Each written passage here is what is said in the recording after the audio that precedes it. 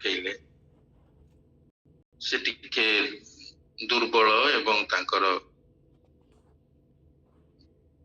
ଲୁଗାପଟା ମଧ୍ୟ ଭଲ ନଥିଲା। କହିଲେ ସାର୍ ମତେ କିଛି ଖାଇବା ପାଇଁ ପଇସା ଦିଅନ୍ତୁ। ମୁଁ 2 ଦିନ ହେଲା ଖାଇ ନାହିଁ। এটা অতি নিকটরে বোধে জুন মাসର କଥା। ମୁଁ ସକାଳ ଗିର୍ଜା ଯାଏ। ମୋ ମନକୁ କିଛି ଆଉ ଆସିଲା ନାହିଁ। ମୁଁ ସେଇ ନୋଟଟା ତାଙ୍କୁ ଦେଇଦେଲି। ତାପରେ ମୋ ପାଖରେ ଚାନ୍ଦା ଦବା ପାଇଁ ଆଉ କିଛି ନଥିଲା।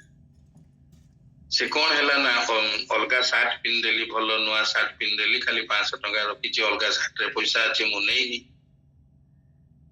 ମୁଁ ପ୍ରାର୍ଥନା କଲି, ପ୍ରଭୁ ଆଜି ମୋ ହାତ ଶୂନ୍ୟ ଅଛି ପ୍ରଭୁ।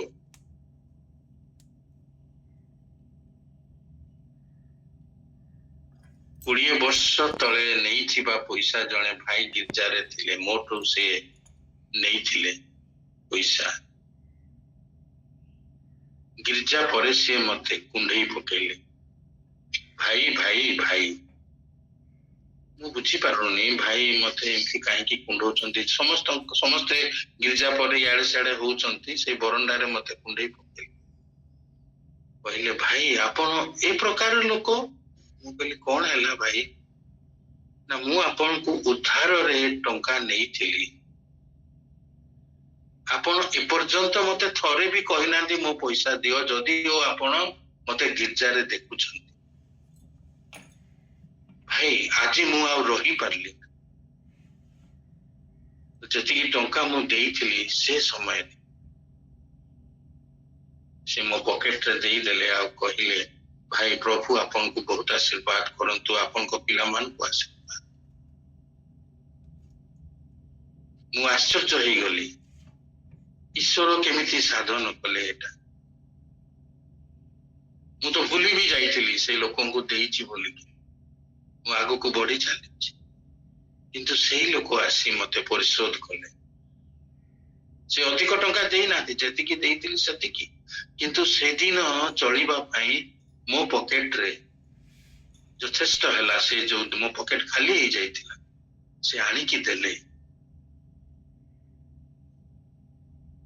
ସେତେବେଳକୁ ମୋ ଅନ୍ତରରେ ପ୍ରଭୁ ଧନ୍ୟବାଦ ଦଉଛି, ମୋ ପାଖରେ କିଛି ବି ନଥିଲା ଦାନ ଦେବାକୁ, କିନ୍ତୁ ତୁମେ ମତେ ଚଳିବା ପାଇଁ।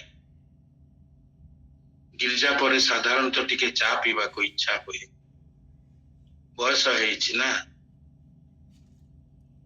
ପଇସା ନଥିଲା, ପ୍ରଭୁ ଯୋଗେଇଲେ।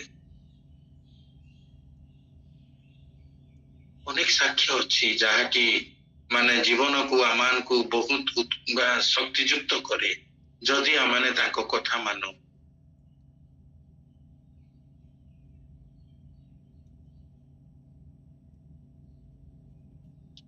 ଆମର ସୋସାଇଟିରେ ଅନେକ ଅଛନ୍ତି ଯୋଉମାନେ ଏପରି ସାହାଯ୍ୟ ଲୋଡନ୍ତି।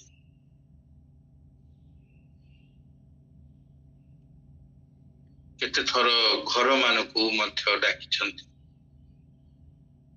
ମୁଁ ପଚାରିଲି କଣ ଅଛି, କିଛି ଇଏ ଅଛି ନା ସାର୍ ଆପଣ ଟିକେ ଆସ, କୋଉଠି ଘର ଆଡ୍ରେସ ଫାଡ୍ରେସ, ଯାଇକି ଖାଲି ପ୍ରାର୍ଥନା କରେ ରୋଗ ସୁସ୍ଥତା ପାଇଁ, ଚାକିରି ପାଇଁ, ଘରର ଶାନ୍ତି ପାଇଁ। ଅନେକ ସମୟରେ ମତେ ଦେଇଛନ୍ତି ସୁଯୋଗ ପ୍ରଭୁ।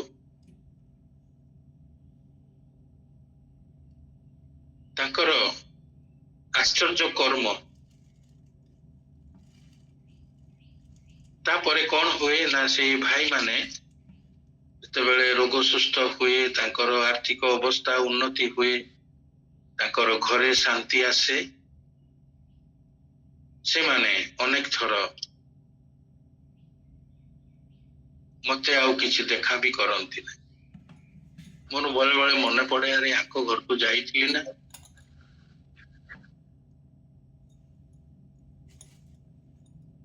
ସେମାନେ ମଧ୍ୟ କୁହନ୍ତି ନାହିଁ ଯେ ଏଟା ହେଇଗଲା, ମତେ ପଚାରିବାକୁ ପଡେ। ତାପରେ ଯେତେବେଳେ ଦେଖା ହୁଏ, ଭାଇ କେମିତି ନା, ହଁ ଭାଇ ସବୁ, ମୋର ସେ ପୁଅର ରୋଗ ସୁସ୍ଥ ହେଲା, ସେ ସ୍କୁଲ ଯାଉଛି, ମୁଁ ଯୋଉ ଟଙ୍କା ପାଇବାର ଥିଲା ଅଫିସରୁ ପାଇଗଲି। ମୋ ଘରେ ବହୁତ ଶାନ୍ତି ଅଛି ବର୍ତ୍ତମାନ। ପଚାରିଲା ପରେ ସେମାନେ କୁହନ୍ତି କିନ୍ତୁ ଆଗରୁ ଆସି କହିବେ ନାହିଁ। ଏବେ ମଧ୍ୟ ଆଉ ଦେଖା ହେଲେ ବି ବେଶୀ କିଛି କଥା ବି ହଉନା। ମତେ ଟିକେ ଲାଗେ ଆରେ ଏ ଭାଇଙ୍କ ସହିତ ମୁଁ ଯାଇଥିଲି କିନ୍ତୁ ପ୍ରଭୁଙ୍କର ଯାହା ଉଦ୍ଦେଶ୍ୟ ଥିଲା ସେତିକି। ଏପରି ଅନେକ ସାକ୍ଷ୍ୟ ମଧ୍ୟ ଅଛି। ଥରେ ମୁଁ ବୋଧେ ଏଟା କହିଛି କି ନାହିଁ ମୁଁ ଜାଣିନି କିନ୍ତୁ କହି ରଖେ, ମୁଁ ଯେତେବେଳେ କଟକରେ PhD କରୁଥିଲି, ମୁଁ ଭୁବନେଶ୍ୱରରୁ ଯା ଆସ କରି କରୁଥିଲି, ହଷ୍ଟେଲରେ ରହୁନଥିଲି। ଗୋଟେ ରିକ୍ସା ବାଲା ଥରେ ଗୋଟେ ବୃଦ୍ଧ ଲୋକ ସିଏ କାଶୁଛି, ତାକୁ ଶ୍ୱାସ ହେଇଛି, କାଶୁଛି, କଫ ବାହାରୁଛି, ରିକ୍ସା ଚଲେଇ ପାରୁନି, ହାଲିଆ ହେଇଯାଉଛି। ମୁଁ କହିଲି ତୁମେ କିଛି ଔଷଧ ପତ୍ର କରିଛ, କିଛି ଖାଉଛ? ଆଜ୍ଞା ଯାହା ରୋଜଗାର କଲେ ତ ଘରେ ବ୍ୟବହାର ହେଇଯାଉଛି, ମୁଁ ଆଉ ଏତେ ଔଷଧ ପତ୍ର କରୁ। ମୁଁ ସେତେବେଳେ ମୋର ଯାହା ଥିଲା 100 ଟଙ୍କା ଥିଲା, ସେତେବେଳେ 100 ଟଙ୍କା ବହୁତ ବେଶୀ। ମୁଁ କହିଲି ଏଇଟା ମୁଁ ଲେଖିଦେଲି, ମୋ ପକେଟରେ କାଗଜ ଥିଲା, ଔଷଧ ଲେଖିଦେଲି, ଟଙ୍କା ବି ଦେଲି। ତାପରେ ମୁଁ ପଳେଇ ଆସିଲି, ମୋ ରିସର୍ଚ୍ଚ ଚାଲିଛି। ଆଉ ଦିନେ ସନ୍ଧ୍ୟା ବେଳେ ମୁଁ ବାଦାମବାଡି ବସଷ୍ଟାଣ୍ଡ ଆଡକୁ ଯାଉଛି, ଗୋଟେ ରିକ୍ସା ବାଲା ମତେ ଡାକୁଛି, ବାବୁ ବାବୁ ବାବୁ। ଆରେ କଣ ପାଇଁ ଡାକୁଛି? ହଉ ବାବୁ ବସନ୍ତୁ। ମୁଁ କହିଲି ହଁ। ବାବୁ ମତେ ଚିହ୍ନି ପାରିଲେ? ମୁଁ କହିଲି ନାହିଁ, ମୁଁ ଜାଣିପାରୁନାହିଁ। କହିଲେ ଆଜ୍ଞା ସେଦିନ ଆପଣ ମତେ ଔଷଧ ଲେଖିଥିଲେ, ପଇସା ଦେଇଥିଲେ। ମୁଁ କହିଲି ହଁ ମନେ ପଡିଲା। ଆଜ୍ଞା ଆଜି ମୁଁ ଭଲ ହେଇଛି, ସେ ଔଷଧ କିଣିକି ସଙ୍ଗେ ସଙ୍ଗେ ଖାଇକି ଏବେ ମୋର ଆଉ କିଛି ନାହିଁ, ମୁଁ ଭଲରେ ରିକ୍ସା ଚଲାଉଛି। ପ୍ରଭୁ ତାକୁ ସୁସ୍ଥ କଲେ। ମୁଁ ବସରେ ଯେତେବେଳେ ଗଲାବେଳେ ତା ପାଇଁ ପ୍ରେୟାର କରି କରି ଯାଉଛି, ପ୍ରଭୁ ସେ ବୟସ୍କ ଲୋକକୁ ତୁମେ ସୁସ୍ଥତା ଦିଅ। ତେଣୁକରି ଆମେ ଯେତେବେଳେ ପ୍ରଭୁଙ୍କ ଠାରେ ଥାଉ, ଆମ ପାଖରେ ତୋଡ଼ା ଥାଏ, ପ୍ରଭୁ ନିଶ୍ଚିତ ବ୍ୟବହାର କରିବେ, ପ୍ରଭୁ ଛାଡ଼ିବେ ନାହିଁ। କିନ୍ତୁ ଆମର ନିଜର ଇଚ୍ଛା, ନିଜର ଉଦ୍ଯୋଗ, ନିଜର ସ୍ପୃହା ଥିବାର ଅଛି, ନହେଲେ କିଛି ହବ ନାହିଁ।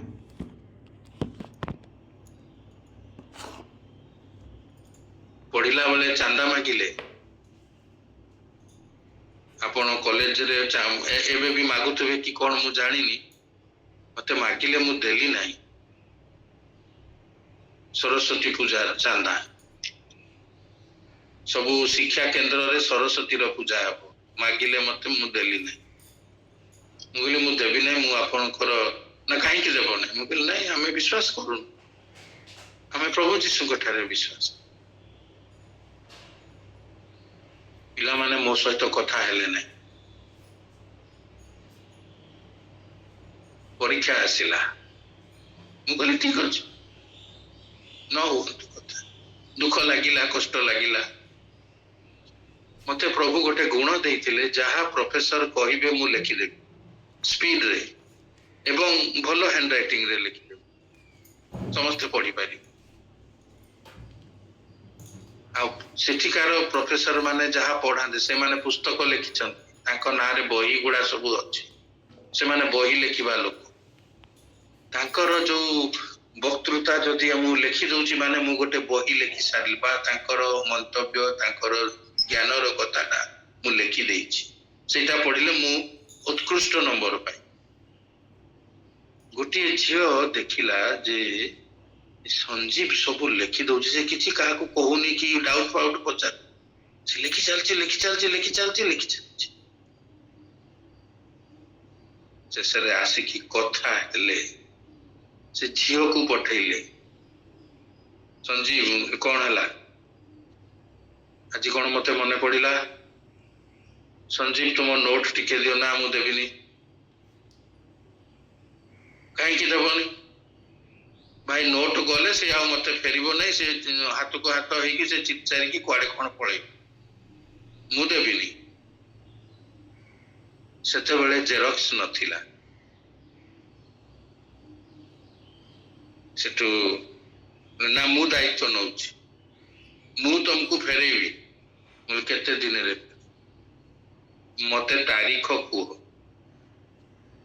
ନା ଗୋଟେ ସପ୍ତାହ ପରେ ସେ କହିଲା ହଉ, ସେ ଗୋଟେ କାଗଜରେ ଲେଖିଦେଲା ଅଙ୍କ ତାରିଖରେ ମୁଁ ତୁମ ନୋଟ ଫେରେଇବି। ସବୁଆଡେ ବୁଲି ବାଲିକି ଆସିଲା, ନୋଟ ଅବଶ୍ୟ ଥିଲା ଟିକେ ଚିଚାରି ଯାଇଥିଲା, ହେଲେ ବି ମୋର ହ୍ୟାଣ୍ଡ ରାଇଟିଂ ଅଛି। ଆପଣ କହିଲେ ବିଶ୍ୱାସ କରିବେ ନାହିଁ, ସେମାନେ ମୋଠୁ ଉତ୍କୃଷ୍ଟ ନମ୍ବର ପାଇଲେ। ମୁଁ ତାଙ୍କଠୁ 3 ମାର୍କ 2 ମାର୍କ କମ ପାଇ। ମୁଁ କହିଲି ମୋ ନୋଟ ଲେଖିକି ସେମାନେ ଅଧିକ ପାଇଲେ, ପ୍ରଭୁ ଏଇଟା କଣ? ତ ଏପରି ଜୀବନରେ ବହୁତ ବହୁତ ସାକ୍ଷ୍ୟ ଅଛି, ଯାହାକି ମାନେ କହିଲେ ସରିବ ନାହିଁ। ଆଉ ଏବେ ବୟସ ହେବାରୁ ବେଶୀ ଚଲାବୁଲା ନାହିଁ, କାହା ସହିତ ଏତେ କଥା ନାହିଁ, କିନ୍ତୁ ସାକ୍ଷ୍ୟ ରିସେଣ୍ଟ ସାକ୍ଷ୍ୟ ଏବେ ବେଶୀ, ଏଇ ସପ୍ତାହ ମଧ୍ୟରେ ବେଶୀ କିଛି ସାକ୍ଷ୍ୟ ନାହିଁ। ଖାଲି ସେଇ ଯୋଉ ଭାଇଟି ଯାହାର ଯେ ମତେ କହିଲେ ପ୍ରାର୍ଥନା କରନ୍ତୁ, ସେ ହଇରାଣ କରୁଛି, ତାର ମନ୍ଦ ଆତ୍ମା ଚାଲିଗଲା। ମୁଁ ବି ସେ ଲୋକଙ୍କୁ ଦେଖି ନାହିଁ, ମୁଁ ଗିର୍ଜା ଘରେ ପ୍ରାର୍ଥନା ଦେଇଛନ୍ତି ମଦନ ଭାଇଙ୍କ ପାଇଁ, ଧନଫୁଲ ଭାଇଙ୍କ ପାଇଁ ପ୍ରାର୍ଥନା। ତ ଏପରି ଅଳ୍ପ ଅଳ୍ପ କିଛି ସୁଯୋଗ ମିଳୁଛି।